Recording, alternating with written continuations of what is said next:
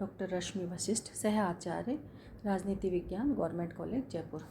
बच्चों, आज हम अरस्तू के बारे में जानेंगे और अरस्तू ने किन विचारों पर अपने विचार प्रकट किए हैं, प्रतिपादन किया है, उन सब के बारे में। अरस्तू एक महान दार्शनिक माना जाता है।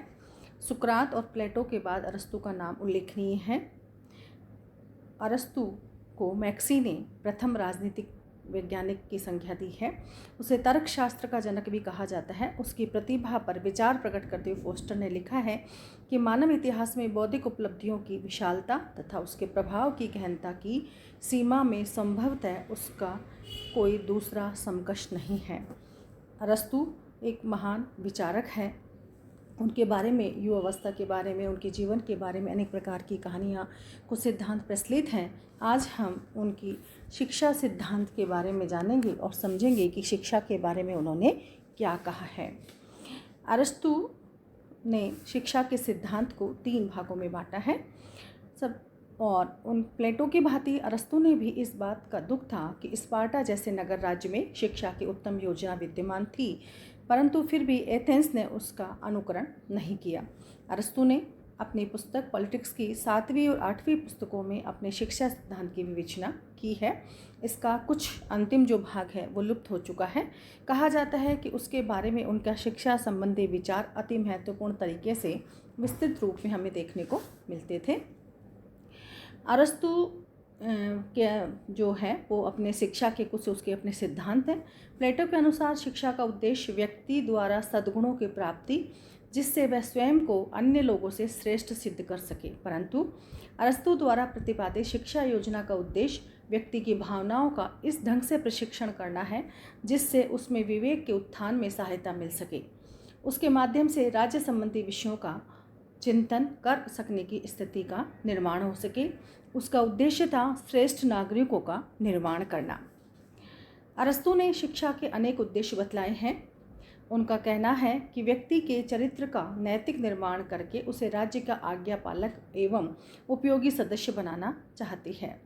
अवकाश के उचित उपयोग, भावनात्मक शक्तियों के विकास, समन्वित जीवन की उत्पत्ति का ध्येय रखते हैं तथा राजकीय संविधान के अनुकूल सर्वांगीण और श्रेष्ठ मानव जीवन संभव करना चाहती है शिक्षा।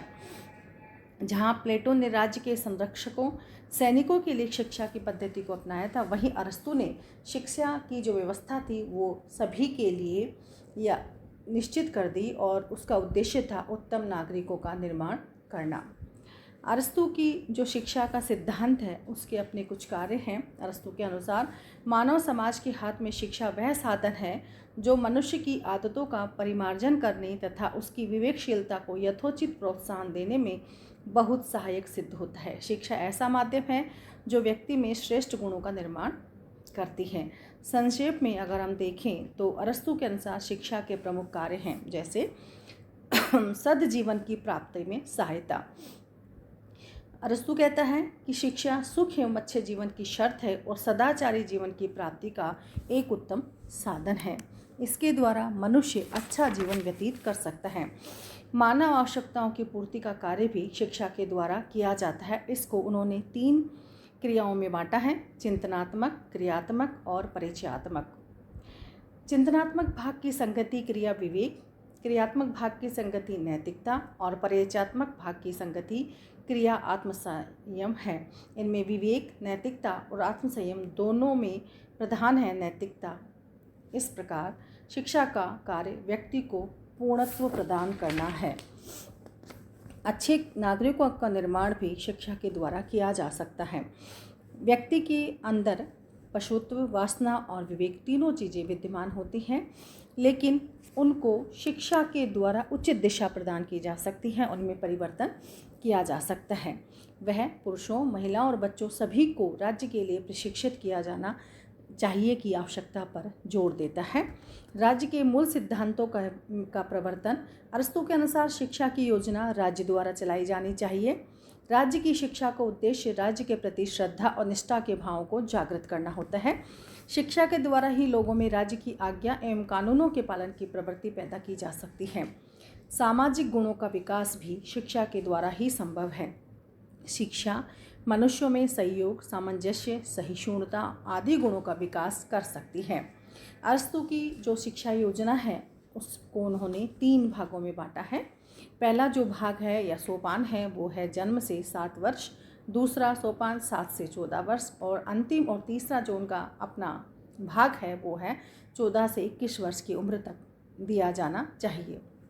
शिक्षा का जो प्रथम सोपान है, जो बाल्य अवस्था है, जो जन्म से लेकर 7 वर्ष तक की है, उसमें घर पर ही माता पिता की देखरेख में होनी चाहिए। बच्चों का जो लालन पालन है बहुत अच्छे तरीके से होना चाहिए।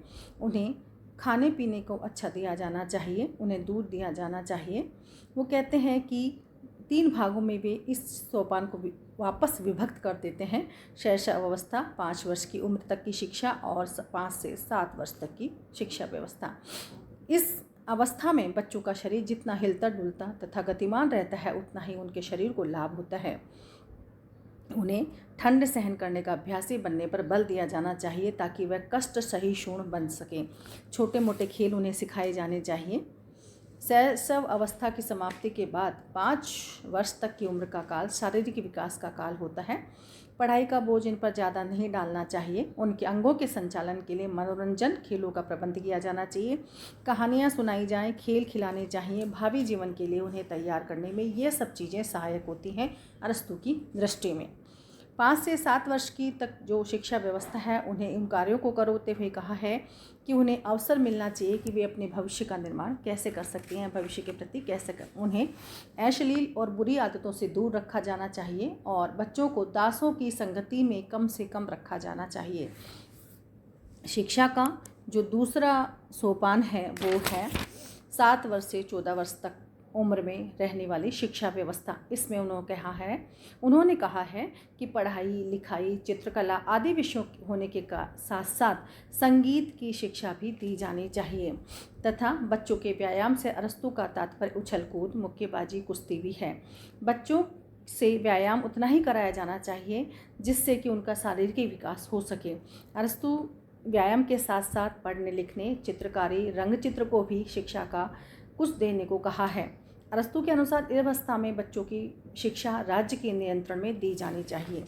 जो तीसरा सोपान अरस्तू का है वो है शिक्षा का उद्देश्य उनके मानसिक और शारीरिक विकास की ओर विशेष ध्यान दिया जाना चाहिए और आगे बढ़ाया जाए। अरस्तू के अनुसार बालकों को अधिकतम मानसिक विकास करने के लिए 14 से 17 वर्ष की आयु तक का निरंतर गंभीर अध्ययन करना चाहिए। इसमें वे कहते हैं कि पढ़ना, लिखना, ड्राइंग, चित्रकला, संगीत, अंकगणित, रेखागणित, संगीत वे बहुत ज़्यादा जोर देते हैं। संगीत मनुष्य के नैतिक जीवन के विकास में बहुत सहायक होता है, ऐसा उनका मानना है। अरस्तू ने 18 से 21 वर्ष तक की 4 वर्ष की अवधि को व्यायाम और सैनिक प्रशिक्षण काल माना है। इस आयु में व्यायाम और कड़ा परिश्रम करवाया जाना चाहिए। अरस्तू की ये जो शिक्षा व्यवस्था है जो 3 सोपानों में बांटी गई है, इसकी अपनी कुछ विशेषताएं हैं। जैसे शिक्षा पर राज्य का पूर्ण नियंत्रण होना चाहिए। वो कहते हैं कि शिक्षा पर राज्य का पूर्ण नियंत्रण होना चाहिए और वे राज्य के स्वरूप के साथ संगति रखें, परंतु राज्य की शिक्षा में विविधता नहीं बल्कि एकरूपता की ज़रूरत है क्योंकि राज्य का अंतिम उद्देश्य एक ही होता है। शिक्षा राज्य का दायित्व है। अरस्तू ऐसा मानते हैं कि शिक्षा राज्य के द्वारा ही प्रदान की जानी चाहिए।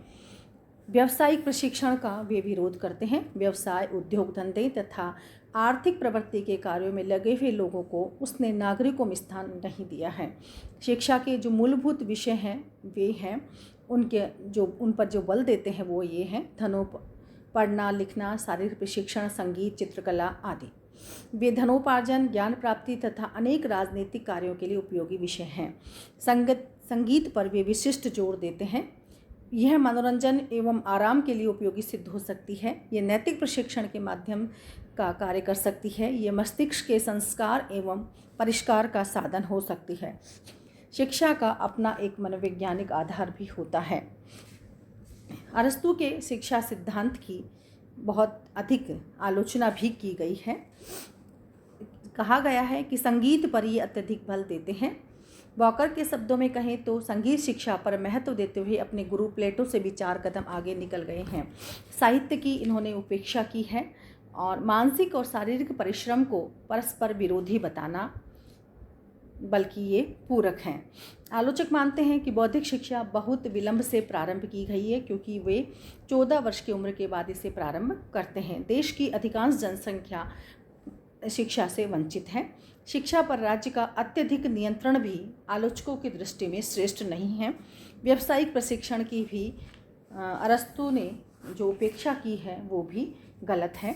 इतना होने पर भी कह सकते हैं कि अरस्तू की शिक्षा सिद्धांत में बहुत सारे गुण भी पाए जाते हैं। यह सिद्धांत व्यक्ति के सर्वांगीण विकास पर जोर देता है, मानसिक, शरीर सब बातों पर जोर देता है।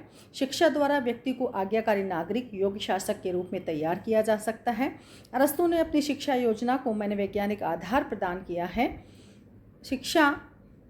अपनी शिक्षा योजना को नैतिक और सामाजिक आधार प्रदान करके व्यक्ति को सच्चरित्र और समाज उपयोगी बनाने की चेष्टा भी अरस्तू के द्वारा की गई है। अरस्तू शिक्षा के द्वारा अच्छे मनुष्य तैयार करता है, जिनमें साहस, संयम, उदारता और न्यायप्रियता के गुण पाए जाते हैं।